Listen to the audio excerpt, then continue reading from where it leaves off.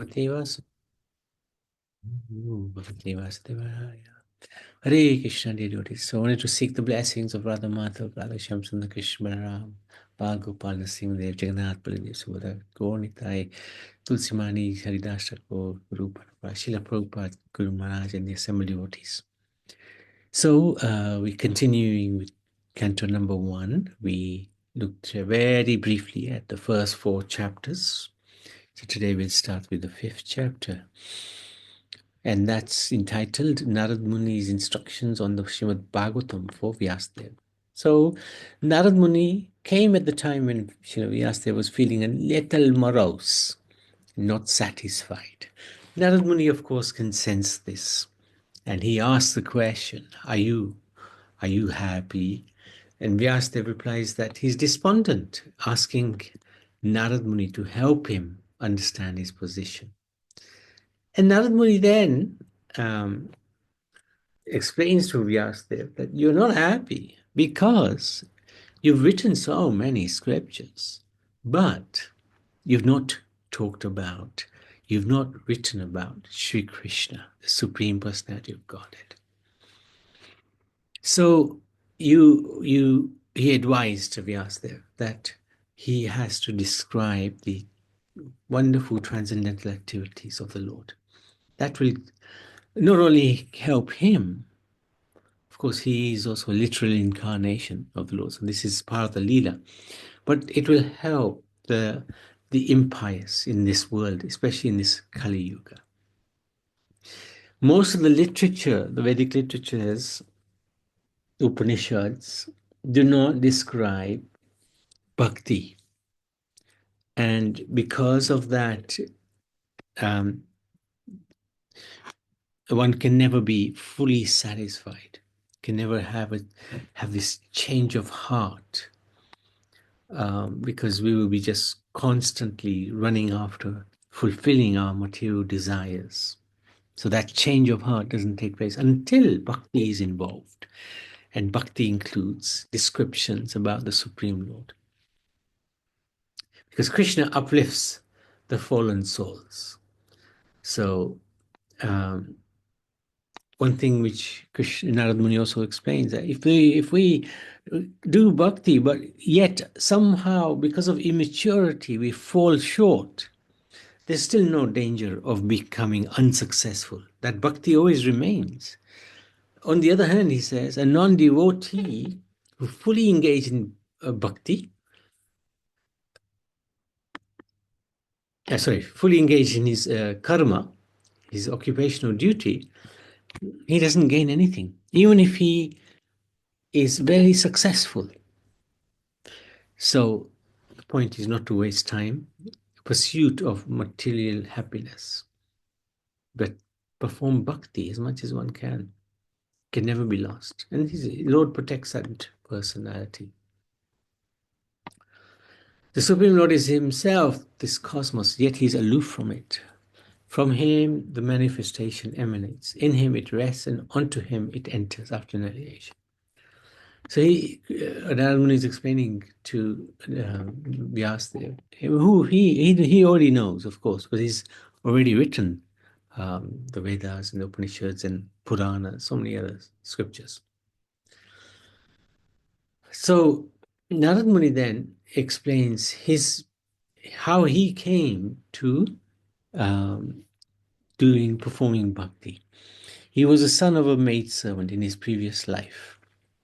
And the maidservant, she would serve the Vedanta Brahmins. And so as the son of the maidservant, Narad Muni was also serving them. And by their kind association, he got a taste for hearing about Krishna. And he gained strong faith in them, and he started following them. When the sages left, they instructed him in the confidential knowledge of Krishna.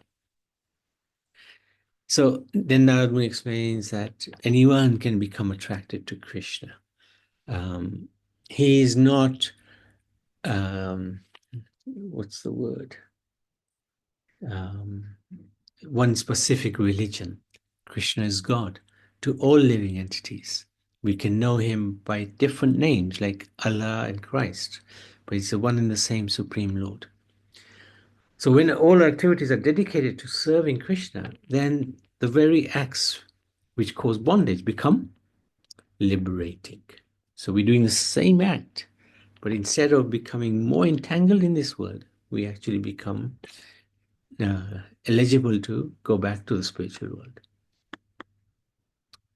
So his conclusion finally instructs Vyas, glorify Krishna for the benefit of for great learned men and alleviate the miseries of the mass common people. So then chapter 6, which is continuing with the conversation, because Vyasadeva, he wants to know more. But Narad Muni, how did you pass your time after the sages left? How did you get your current body? So Narad Muni explains his mother was a simple lady, but she actually was bitten by a serpent and she died. So Narad Muni, instead of becoming morose, he took this because he understood about devotion, took this as special mercy of the Lord. He left home. He traveled to different towns and villages and forests, and he would meditate upon the Supreme Lord under a banyan tree or whatever. And the Lord was very kind to him. One time, the Lord appeared very quickly to him, and he disappeared quickly as well. Narad could not by any means regain the vision of the Lord. Seeing Narad's attempts, the Lord spoke with gravity and pleasing words just to mitigate his grief. Because the Lord came and he went. When he came, Narad Muni was so pleased, so happy, so fulfilled. But immediately the Lord left as well. So why does the Lord do that? Sometimes just to make us hanker for him. He'll give us some special mercy, which may get withdrawn very quickly, just to make us even more hungry for the Lord. You have only once, Lord is explaining, seen me. And that is to increase your desire for me. Because the more you hanker for me, the more you will be freed of all material desires. This is very important. Very important to hanker for the Lord. I want to remember him. I want to see him. I want to chant his holy name so nicely. Please, my dear Lord, allow me. Then Narad Muni, when he heard all the instructions, he began chanting the holy names and holy name and fame of the Lord repeatedly. And he traveled all over the world. And he became fully satisfied. He, of course, is humble. He wasn't envious of anyone. And when he passed away, he was awarded this transcendental body, which he is allowed, in which he is allowed to travel wherever he wants. So he came at the beginning of Lord Brahma's day as his son. And he could travel unrestrictedly. He could go to the spiritual world, he could come to the material world, because he was fully liberated.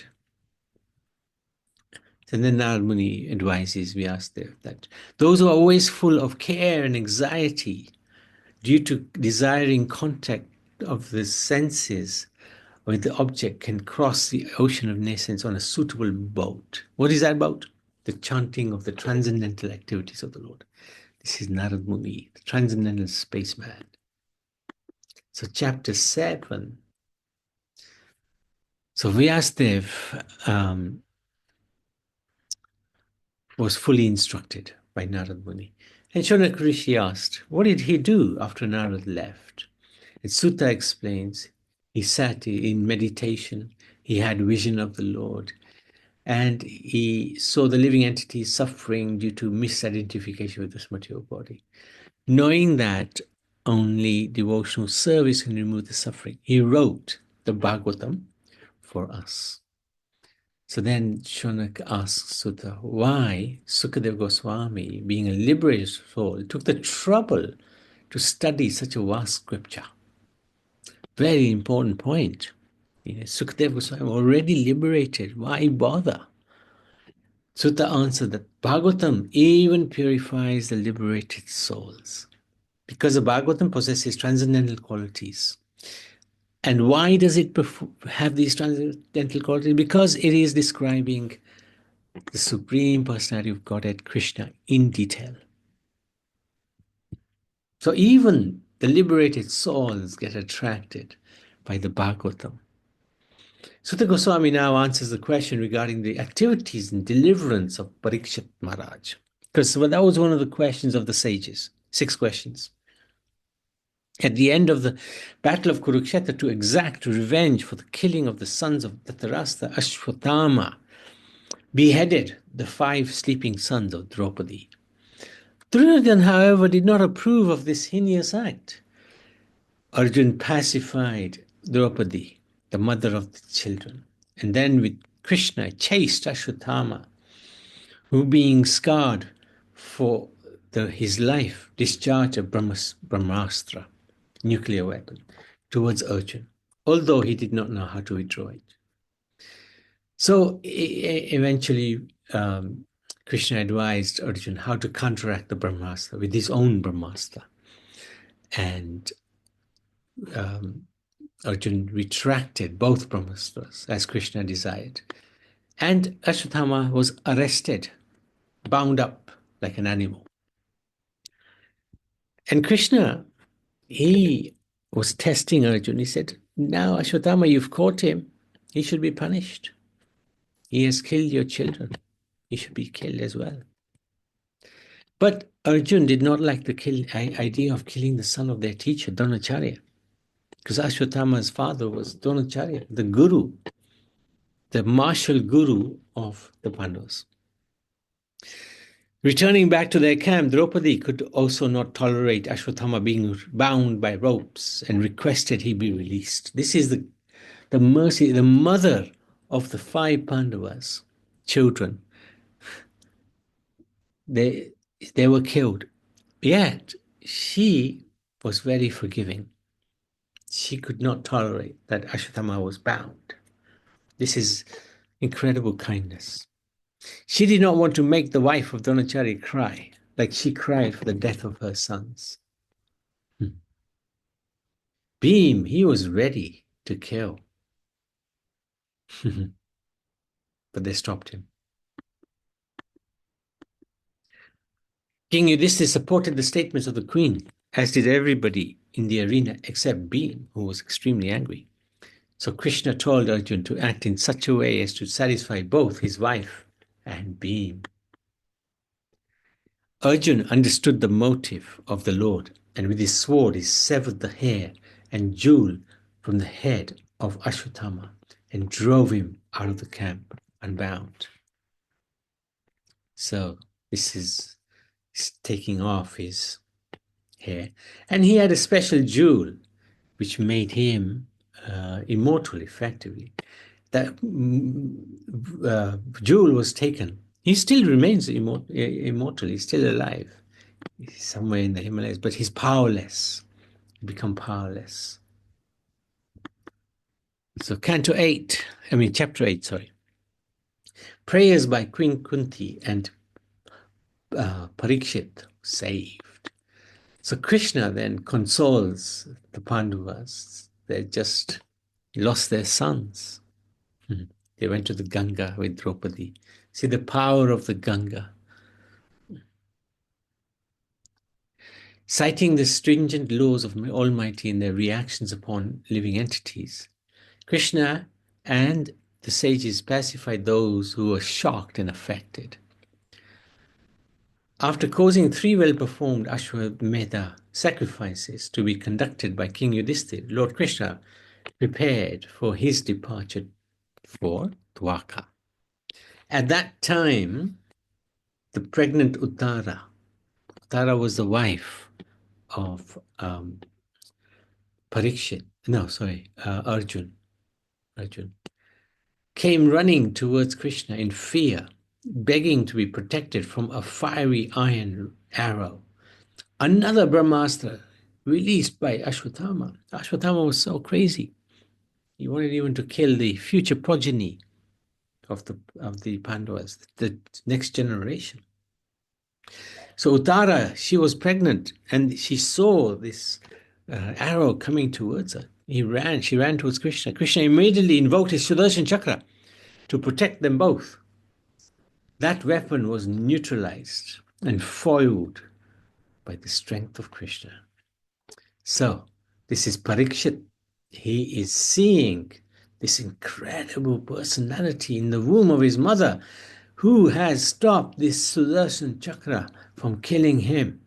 And Parikshit is amazed. Even though he's a little child, he's looking and he's just amazed. This person, who is this personality?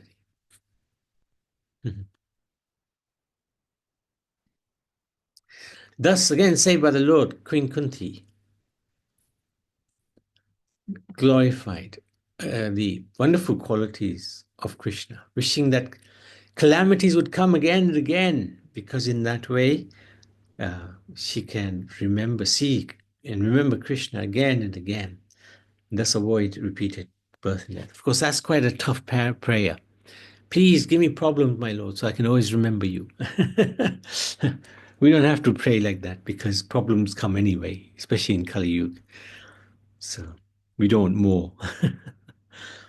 But this shows the elevated position of Queen Kunti. She was asking for troubles so that she can remember Krishna more and more. So the lesson to learn from that is try to just remember Krishna, whether we are in a problem or we're happy. Just thank Krishna all the time. Thank you, my dear Lord. Thank you. Krishna is easily approached by those who are materially exhausted rather than those on the path of material progress, wanting wealth, education, strength, beauty, because they cannot approach you with sincerity.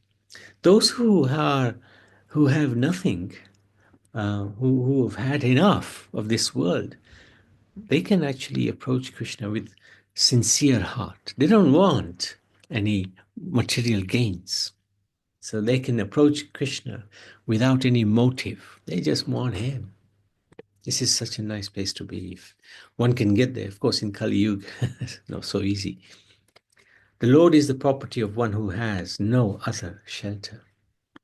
We don't have another God in our back pocket. We simply have Supreme Lord Sri Krishna to rely on. Queen Kunti glorifies the Lord.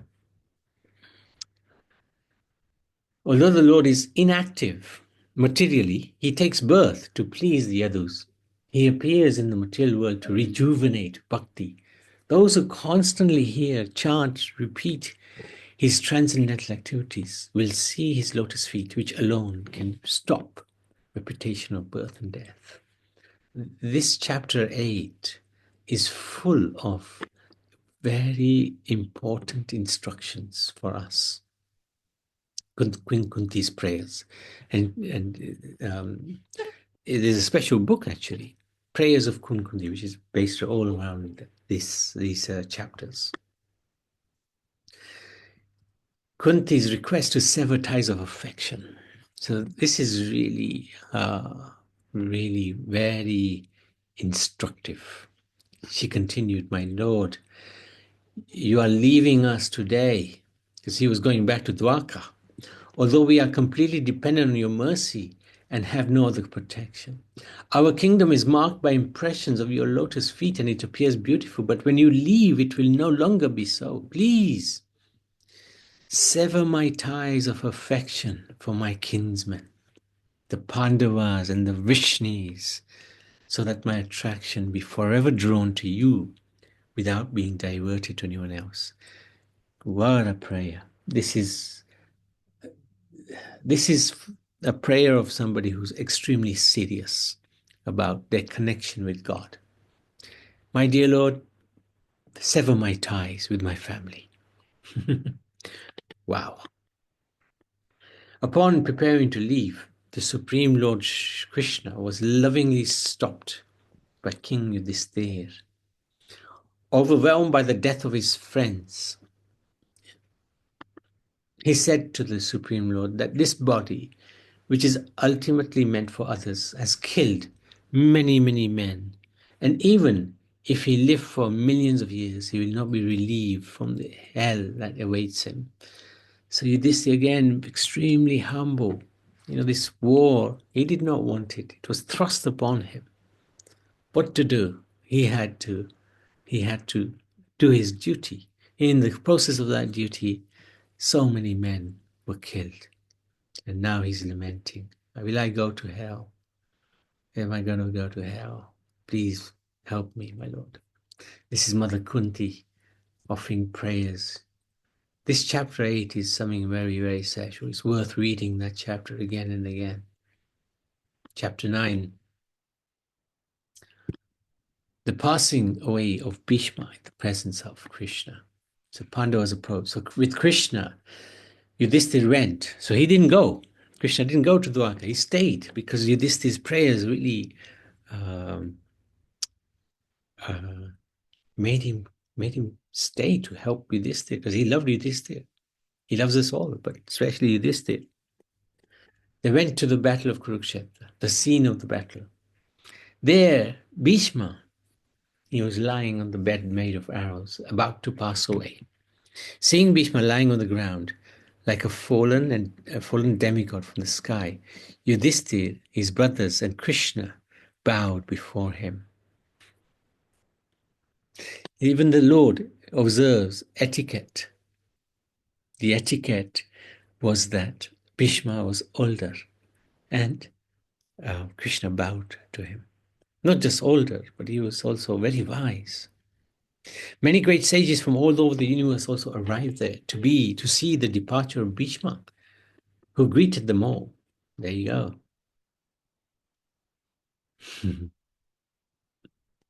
What an extraordinary sight. Krishna's plan. Bhishma cheerfully spoke to Yudhishthira that even though they were great souls, sons of religion, i.e. the Pandavas, and even though Krishna, their well-wisher, was present, still they had to suffer so much injustice. So this is quite an interesting philosophical point. When Krishna is present, is there any possibility of injustice to those who are righteous?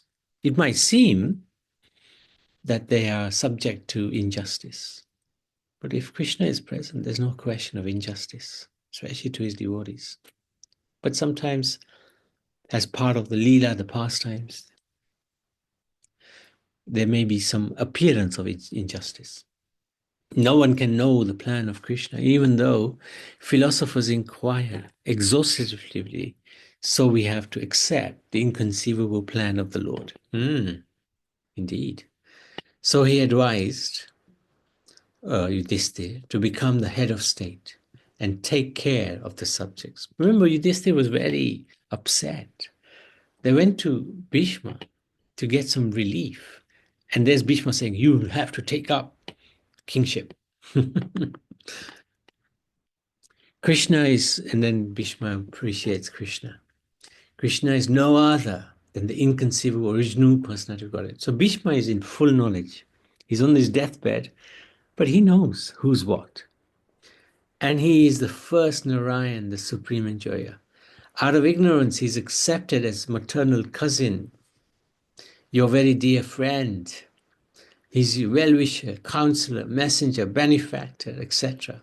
Even chariot driver. But he is the supreme personality of Godhead who releases the devotee from bondage at the time of death. Please, his praise to Krishna, wait for me to die. I'm going to go soon. Please be here so that I can see you before I die. What a request. And then, because Yudhishthira has requested Bhishma, please guide us, guide me. So he starts instructing Bhishma defines the castes and the orders of life in terms of individuals' qualifications.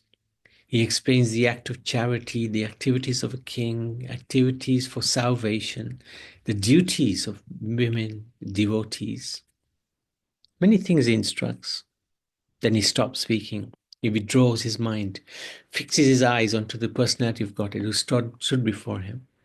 By pure meditation, looking at Krishna, he at once was freed from all material inauspiciousness and was relieved of all bodily pains. And he prayed to the Lord as follows: let me now invest my thinking, feeling, and willing, which has so long engaged in different subjects and occupational duties in the all-powerful Lord Krishna.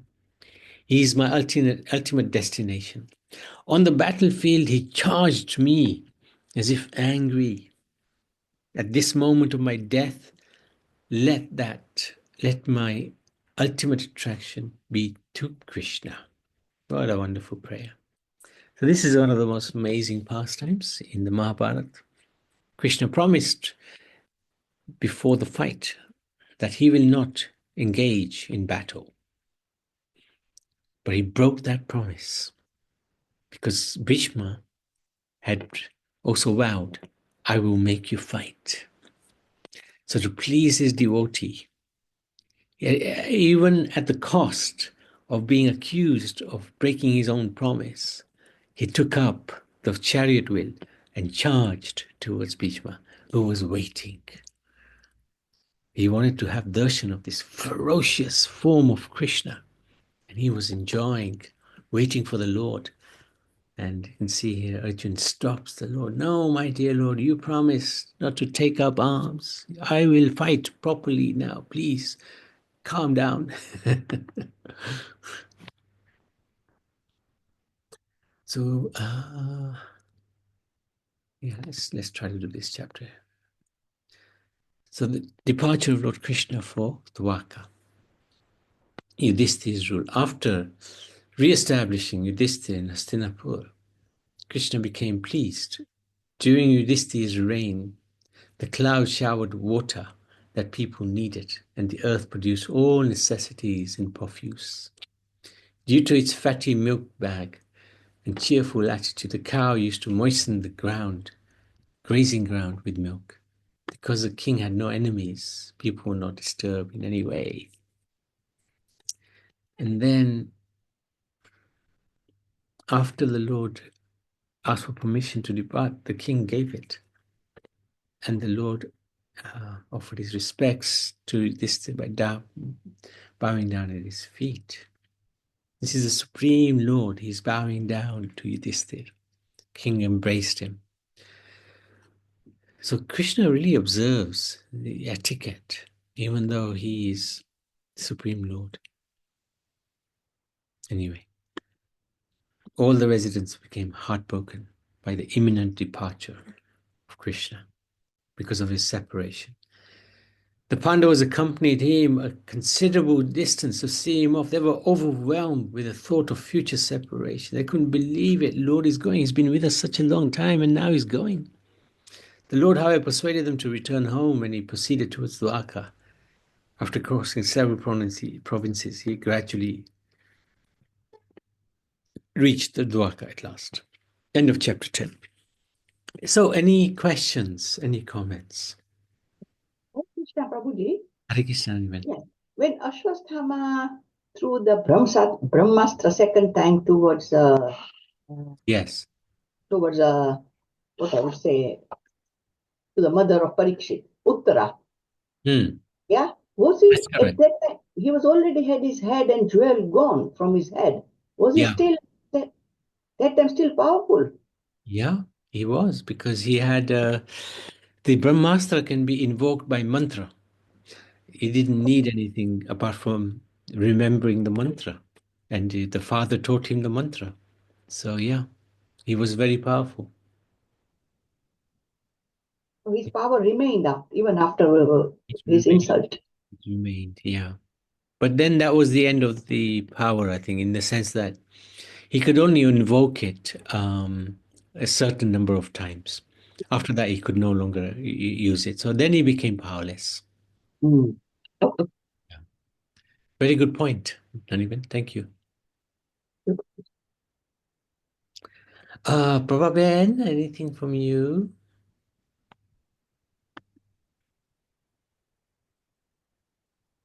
Okay. So that's good. Thank you so much. We shall stop there. Srimad Bhagavad Purana ki jai.